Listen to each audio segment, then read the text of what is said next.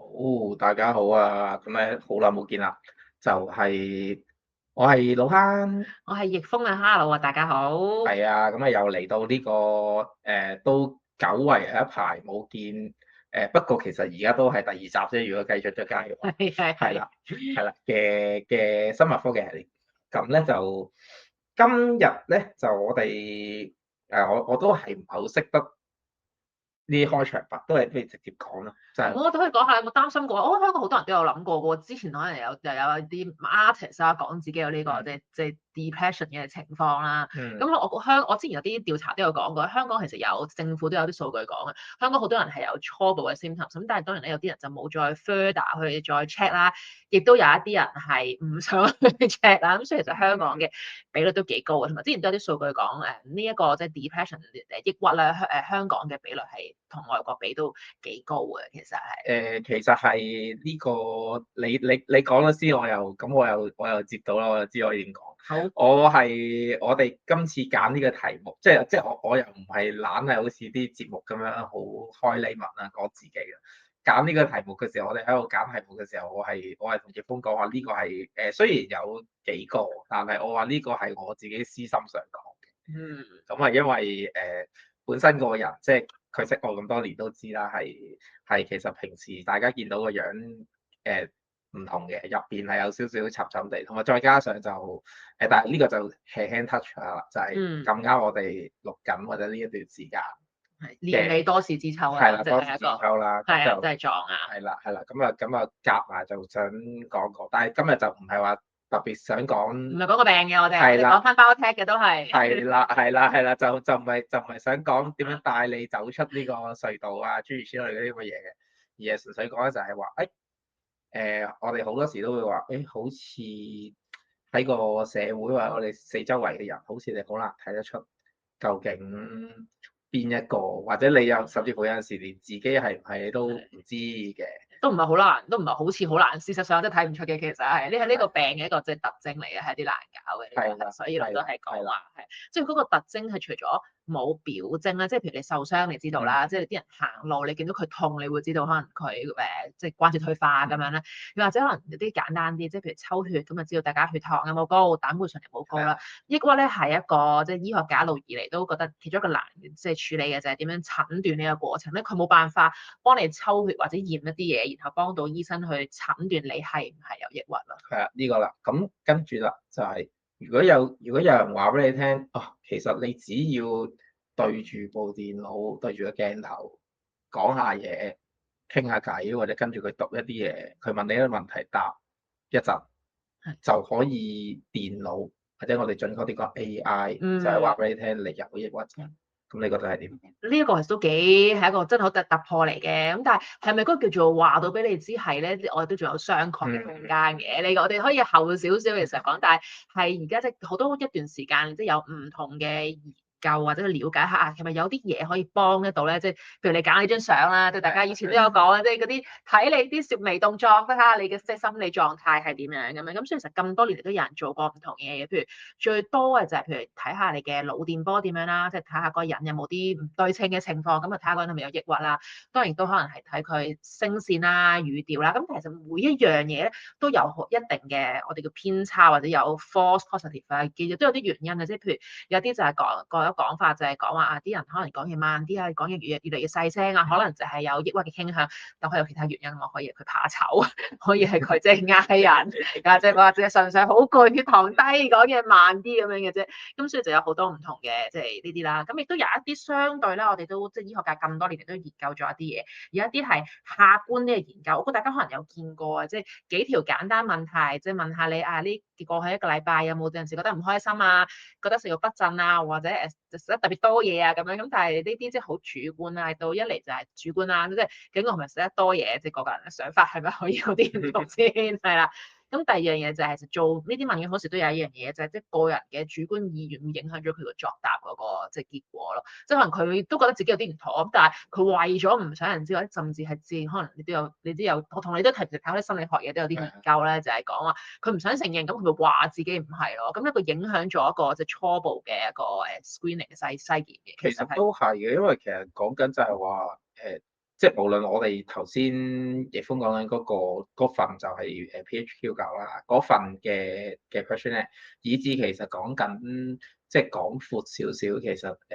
我哋講緊精神病嗰個 diagnosis 入邊，我哋嗰本 manual，其實入邊好多都係基於一啲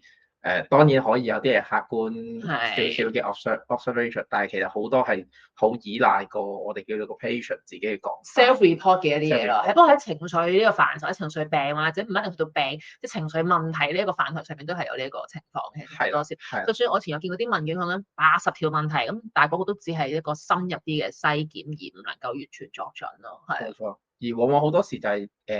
用呢一個方法，就當然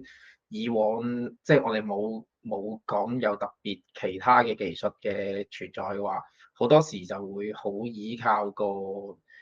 醫生或係啦嘅經驗啦，即係呢啲啦。咁但係亦都咁講就係頭先講啦，就係即使係一方面就係咁，可能人都會有疏失或者有其他嘅一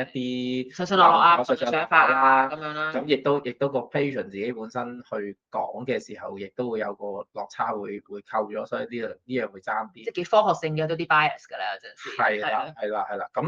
咁所以 that's why 另外一樣嘢都好似你話齋，就係其實你其他嘅可能，如果講緊其他身體上面嘅可能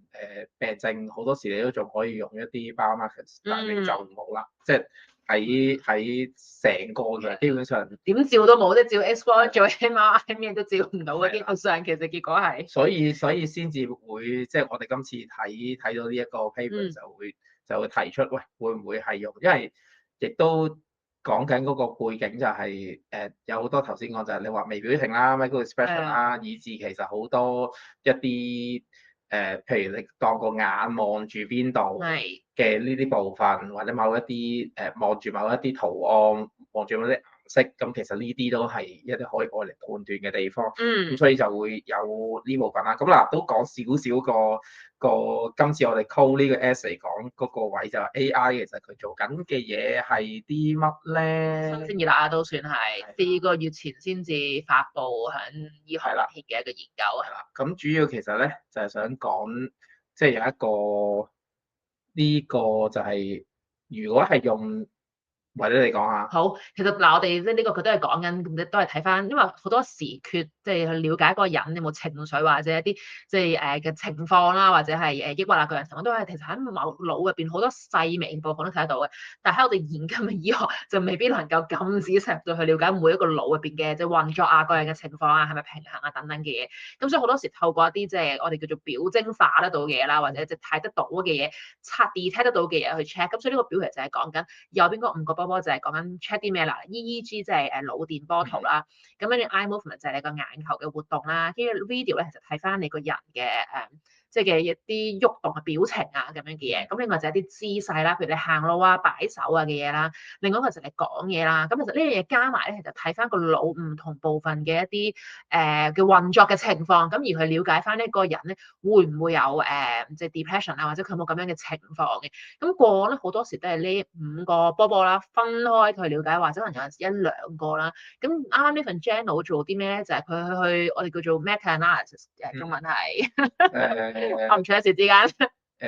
你個 meta analysis 係綜合分析咁。綜合分析啦，咁樣佢就揾咗好多份 paper 啦，當然佢有啲篩選啦，咁之後即係去了解翻，亦都係用一個 AI 去了解下，去模擬一下，若果我可以綜合晒呢5樣嘢一齊去做一個即係一個篩檢嘅工具咧，睇下個準確率啦，會唔會高啲啦？嗰個準確率咧係講緊佢嘅敏感度會唔會高啲啦？佢有 false positive 嘅機會會唔會低啲啦？咁同埋佢嗰個叫做佢真係辨認到啲人有冇呢一個情況嘅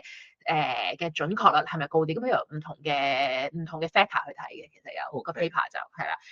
呢個其實都即係呢度想帶出就係其實呢份 paper 即係我哋有睇咗入邊個下，咁就係話同以往即係無論你話以往就當然可能係用人類嘅醫生啦，咁但係就算當用翻電腦或者頭先講 AI 都好啦，個案，其實好多時會用嘅就只係用單一，即係我哋頭先講嘅，只係用其中一種呢5個圈圈入邊嘅其中一種嘅模態啦，去做呢個篩選，然後用篩查咁出嚟個結果個準確度同你用晒5個，即係我哋叫做多模態，呢個就係 AI 嘢啦。係，即係佢哋係會而家嘅 AI 係會強項係強於唔係淨係處理一樣嘅，即係譬如唔係淨係處理文字、聲音、圖像或者影片，可以幾樣嘢一齊去綜合做。咁呢個綜合做嘅時候就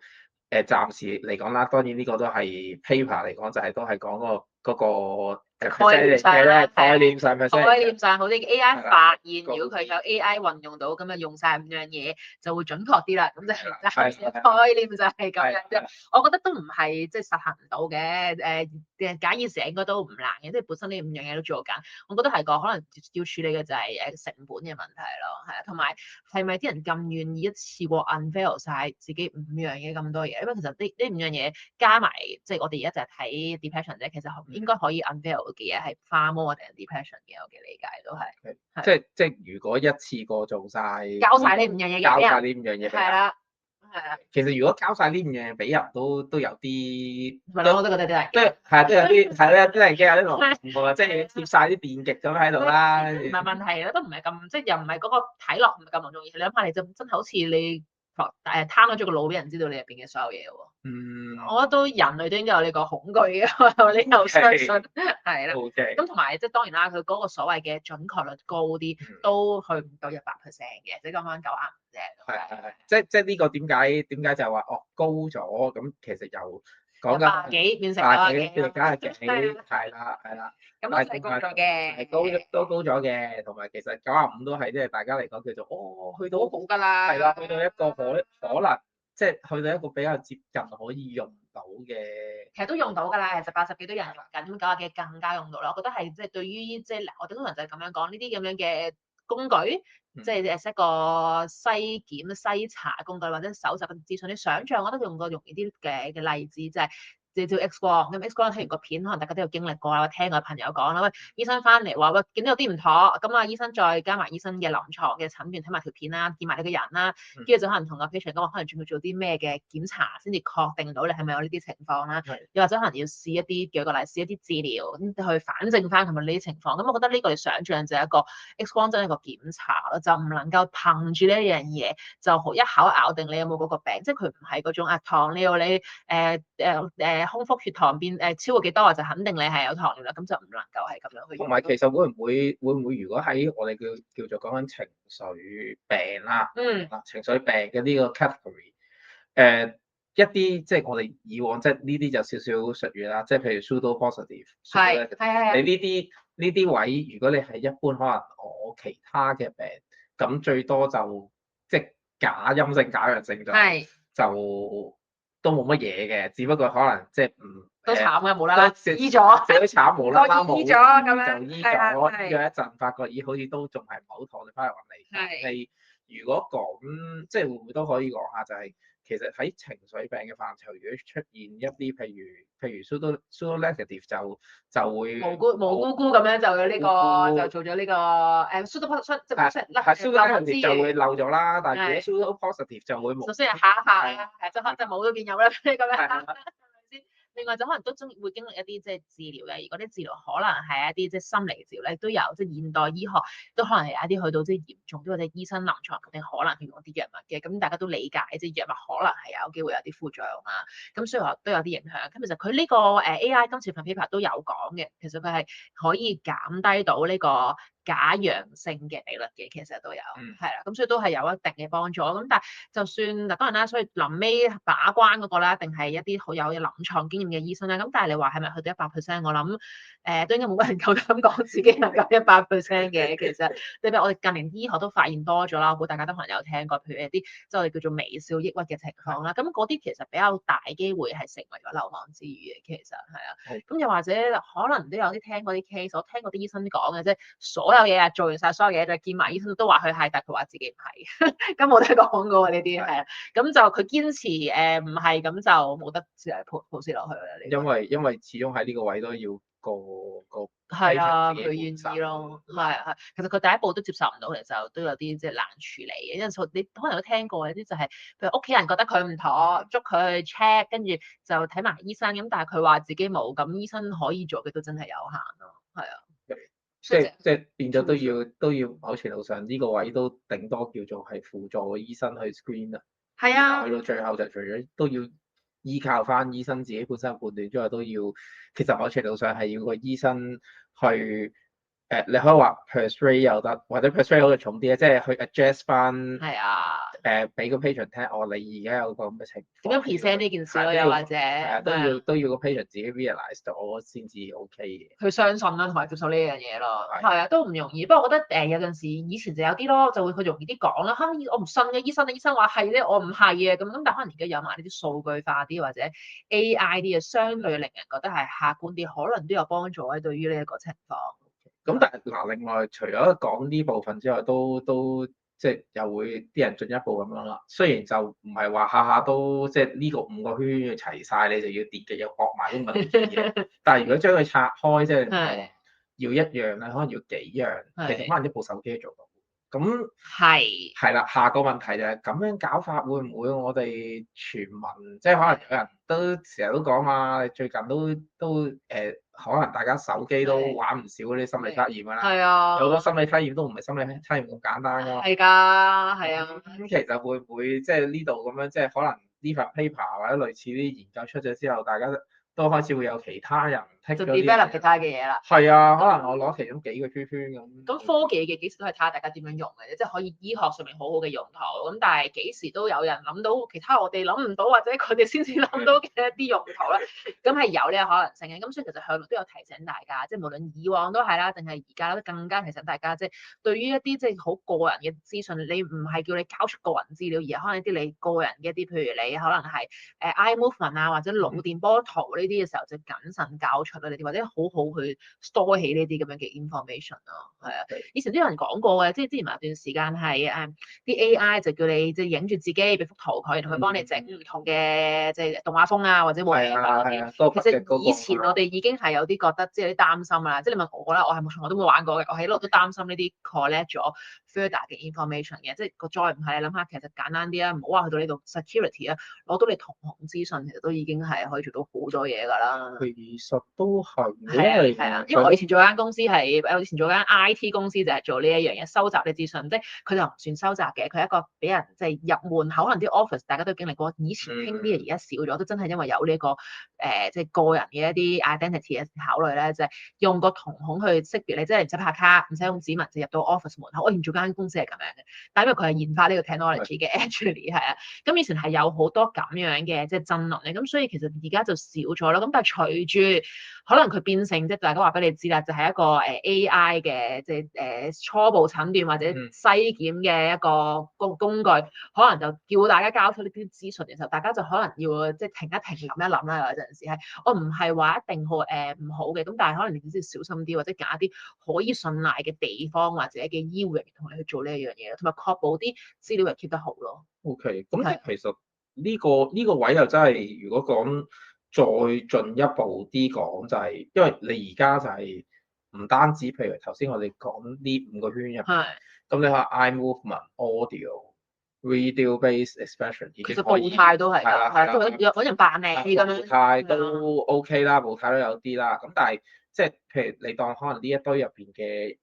一個唔細嘅部分，可能淨係靠部手機都得。如果我哋連其他可能一啲 variable，即係譬如可能把聲係啦，係啊，又或者譬如我哋可能最簡單，而家好多時都係咁噶嘛，一機一錶啦，你係啊。咁其實帶埋其實已經，因為智能手錶本身已經可以數到你步數，已經有少少呢啲係嘅部分。咁其實攞到嘅資訊越嚟越多嘅同時，第一就係可能係嗰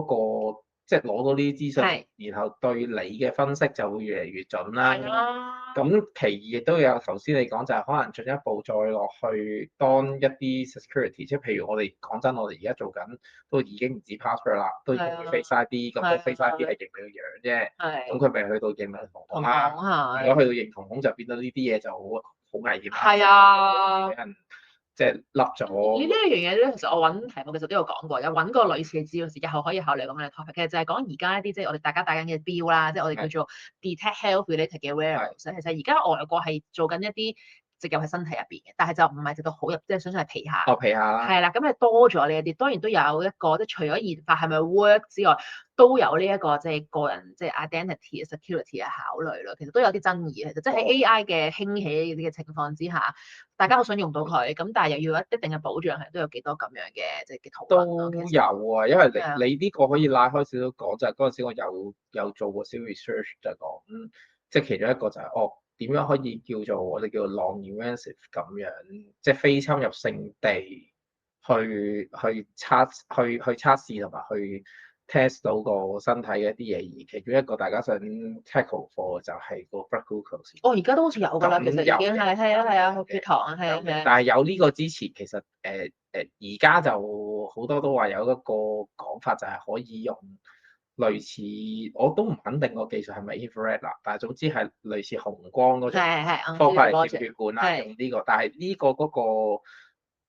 個技術再之前嘅一陣咧，係嗰啲其實係會黐喺個手臂上，但係其實唔可以嚴格嚟講，唔可以話佢免咩，因為佢會整到少少嘅。不過就只不過你冇咁覺得痛嘅啫，只係冇咁覺得痛，即係你當好似類似咁樣形容，好似有啲衰，好似有隻水塞吸住喺你個手臂度2個禮拜咁樣。係啦，咁佢就 claim 自己唔係 invasive，但係咪真係完全 invasive 咧？係有討論商榷嘅空間嘅，我覺得。係啦，同埋佢都係有，即係佢都係有攞到少少嘅即係佢其實都係屬於類似我哋讀手指嗰類。係嘅。即係佢唔係完全冇攞到個血管。係啊。咁所以係呢種啦。咁但係不過都有佢好處嘅，其實佢就對，因為對於一個每一朝要俾人跟下手指嘅人嚟講，佢覺得我咁樣24小時都係喺嗰個位，然後即係少少好過我日日咁樣吉咯。咁個感覺兩樣嘢咧，真係實際上佢有幾痛咧。第二就係對於嗰個人覺得自己係咪好病，或者成日咁樣去俾人，即係佢就係撐住咧被逼啦，可能佢會有覺得，或者每一日都要記住咁樣吉。咁雖然話係吉少少啫，小極都係有個傷口啦。咁你每一日吉其實都係一個即係歷程嚟嘅。咁有陣時係就係希望佢我哋叫做個患者嗰個 patient journey 可以好啲咯，又係呢個明嘅。咁但係即係喺呢度都想帶出講嘅就係，其實有好多，因為隨住冇辦法啦，大家即係譬如身體你想持續可以 monitor，又或者即係嗱，當然有某啲程度係可能個病本身需要你要咁樣做啦，但係而家亦都越嚟越多咗一種就係個 non-invasive 就係純粹其實滿足翻嗰個人自己想安心啲嘅啫。係啦，我想知道我自己嘅每一個即係本來正常可能喺醫院入邊先至會試嘅嘢，但係而家就會變成就係可唔可以我唔使陀住我正要標嘅，我就要求要齊晒。咁呢個都有醫學上嘅討論嘅，即係究竟係咩情況下用啦？即係我哋或者叫醫生處方俾咩人用啦？係咪佢自己學你話齋，即係佢自己想知，我哋俾佢用咧，就算唔 invasive 都好。咁但係其實可能對嗰人嚟講有心理負擔啦，嚟就係。第二就係咁，佢始終都唔係醫生，可能佢對住啲數據，即係自己嚇親自己嘅。可能你以前有陣時有聽過啲 case，即係唔知點解突然間啲數字高咗或者數字少咗，咁但係其實佢可能唔係點有 critical 嘅嘢。如果佢唔係日日 mon 住嗰啲係一個我哋醫學上可能覺得係可以接受嘅一啲變化，但係佢日日咁樣 mon 住，即係可能譬如有陣時可能人哋有聽過做心電圖，孭住部機24個鐘嘅啫，醫生都唔係佢哋孭24日㗎啦，係咪先？咁如果你日日睇住自己，咁都真係心跳有上有落都好合理嘅，咁啲人就會自己嚇自己咯。係都有呢啲討論，其實醫學嘅咁多年嚟都係，特別係隨住即係以前你就要即係學你話齋就要去醫院啊，或者去醫生處搞啦。而家可能真係唔 invasive 戴隻錶或者 whatever 啦，啲可能對住個 cam 或者甚至有個 app 就做得到嘅嘢咁樣。咁所以都可能大家就有時就要 alert 要高啲啦，呢啲位係啊，好啲警覺性啦，就係要或者諗下自己係咪需要啦，有陣時候係呢個都真嘅，即係嗰個變成就係話，雖然嗰個科技可能係幫到我哋一啲嘢，尤其是喺而家可能一啲 diagnosis 或者我哋叫做一啲檢測上面嘅嘢可能方便咗，但係某程度上又會變成，即係我唔好話 abuse 啦，但係去到個情況可能係用得多咗，係啦，即係兩面人嚟嘅，我覺得。咁樣去用係啦，其實又未必係一件好。呢個令我諗起即係以前聽醫生講過個 case 即係就係講即係究竟可能你知後生即係老人家可能驗得即係啲嘢飲食控制得唔好，或者驚佢偷食啲嘢咁樣，咁就有個後生人就同醫生講，可唔可以有啲嘢24小時 mon 住個屋企嘅老人家嘅狀況咁樣？咁呢個就成為咗即係個患者同埋照顧者嘅角力啦。咁啊，即係病人提出，即係個家屬提出呢樣嘢，醫生都理解。咁但係個患者其實有啲抗拒，即係佢嘅心諗，我雖然有病啫，咁但係即係我食多2啖飯都俾你知道，原來要俾你煩，咁即係好似冇晒人生嘅自由咁樣。咁嗰個亦都有可能佢就算幾親人都好啦，即係就算你屋企人都好，佢都可能需要翻自己嘅私隱，或者唔想咩嘢都 disclose 俾你知㗎嘛。即係譬如我心跳幾時加速咗咁樣，係咪俾你知道晒咧？咁呢個都係喺醫學上面有一啲爭議，究竟幾時去俾你做呢樣嘢？咁同埋嗰個病人同埋嗰個照顧者可以有 say 嘅位去到邊度咧？都引申緊，即係近年都引申緊呢啲咁樣嘅討論。咁、香港醫生都有呢啲咁樣嘅，即係面對呢啲嘅情況，其實都有。真嘅，即係你嗰個，其實呢個可以咁講，其實個隨住個科技越嚟越進步，可以攞到一個人嘅 data，或者唔同形式一啲可能你自己都唔覺，係啊，你都唔覺嘅 data 越嚟越多，其實調翻轉就係人嘅 privacy 嗰個定義都不停咁樣變。咁另外褪翻下一步咧，其實可能亦都可能係加重咗啲心理負擔嘅喎。諗下即係正常人，即係我有帶住心跳錶，但係你問我係咪成日睇住我，梗係唔會咁打力。我睇住嘅時候心跳咪加速咯，係咪先咁樣？咁呢啲都係一啲即係心理嘅一啲 concern。因為其實即係而近年嘅醫學界，可能你同我去個 event 都有醫生都有講啦，即係健康緊要。咁但係咪大家要好似即係苦行僧或者所有嘢都要做到去到去到好盡，令到好似享受唔到人生啊咁樣？咁呢個都係有商榷嘅空間嘅。即係而家啲醫生都唔係叫大家你咩都唔好做，跟住個成份金字塔，然後就要瞓足做足運動，咩都其他所謂唔好嘅都唔好掂，咁你人生失去樂趣㗎嘛。係嘅，呢個永遠都我好同意嘅，即係尤其是即係你人過咗一段日子之後，你就會開始越嚟越明白，就係其實你嘅即係你嘅健康程度，或者你嗰個冇病冇痛嘅程度，同你嘅你個人本身嗰個 life quality 其實都係要平衡嘅。啱啦，同埋呢啲不如就係講健康入邊講緊啲咩？我哋以前講緊健康就淨係我哋叫做 physical 啦，但係其實而家係講緊 quality of life，即係有埋 mental 或者 quality of life 呢一個 aspect。所以而家所謂健康其實係個包得闊啲，咁就唔係淨係睇一啲即係健康嘅指數。即係以前你可能聽過一啲講法嘅，即係咪就係話啊佢好似所有嘅指數都 OK，但係可能行唔到，或者佢只能被困喺一個地方，佢心理狀況好差，咁我仲係咪叫佢一個健康嘅人咧？係啊，咁我覺得隨住 AI 嘅發展，就多咗大家呢一啲嘅引發大家嘅呢啲嘅思考咯，覺得都有意思嘅，其實係。都係嘅，都係。我哋今日就我哋自己開始之前，我哋有意將 AI 對呢件事嗰個部分只係介到去 diagnosis 嘅，即係我哋就唔去到講後面，因為係 screening 嗰部分只係講，同埋都係即係個頭盔就係嗱，無論如何都好咧，AI 或者電腦都係一個助手嚟嘅啫。到最後其實始終都係要咁一定要嘅，臨床判斷都係最後最重要嘅一關嚟嘅，definitely 係啦。冇人我估到呢一刻都冇人能夠好肯定咁樣或者好確定咁話俾大家知可以有任何嘢 override 到一個醫生嘅臨床診斷，因為每個人都唔同，即係就算兩個人呢個 AI pattern 出嚟個結果係一模一樣，咁但係嗰兩個人嘅情況係咪一樣，又或者需要接受嘅治療係咪一樣咧？Definitely 唔係咯。不過咁講啦，即係話如果從呢個角度睇，我哋純粹講話 diagnosis 或者 screening 嘅角度，然後擺出嚟嗰個講法就話我電腦啊 AI 作為一個助手去幫緊醫生提供多啲資訊咯。提供多啲資訊嘅話，咁其實可以咁講都係一個整體暫時嚟講方向都係一個好嘅方向，同埋其實呢樣嘢對，尤其是喺我哋即係呢個 echo 翻去就係而家成個社會係越嚟越多，大家會好擔心啊，會唔會有一啲好多可能好隱性，就係你頭先講啦，就係微小憂鬱嘅人喺度嘅時候，而我哋又因為基於因為如果用傳統嘅方法，你要個patient 真係覺得自己會好 willing 咁樣同個可能第一次見面嘅醫生，醫生傾啊，心理學家講咁，心理學家要咁呢樣嘢係唔容易嘅。但係如果你話隨住可以有一個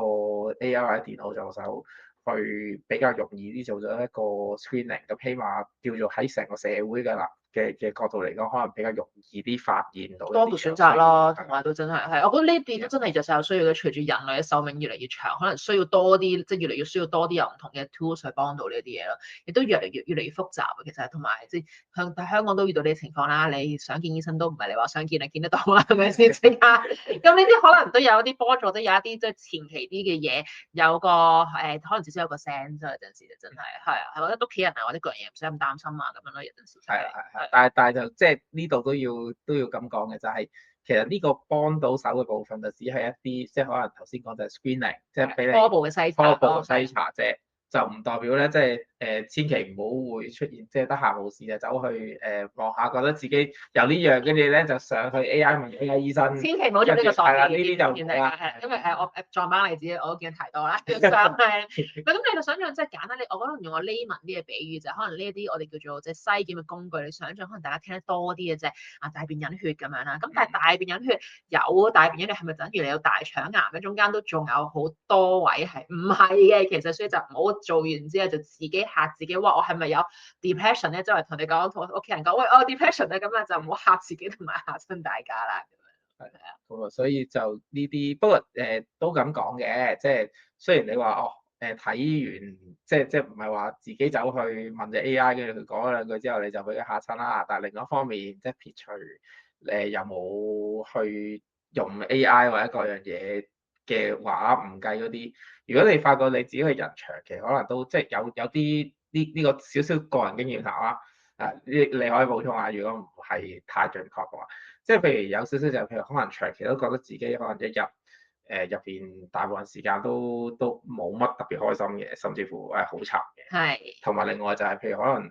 另外一種就係瞓嘅想瞓或者瞓嘅時間好長，太長啊，太少。係啦或者太少啦，兩邊都係。咁呢啲就可能會係即係其中一啲要開始嘗試留意一下咯，係啦，咁即係學頭先所講 PHQ9，雖然佢有佢嘅限制，咁但係佢都仲係一個佢喺醫學上面大家係我哋叫做有 verify 過嘅一個嘅工具嚟嘅，都廣泛應用嘅。咁仲有一個好初步，如果嗰個都真係顯示可能有需要尋求進一步嘅諮詢，咁我覺得嗰個都係都仲係一個好值得用嘅一個即係初步篩檢嘅工具咯。咁亦都等大家可能了解自己，咁同埋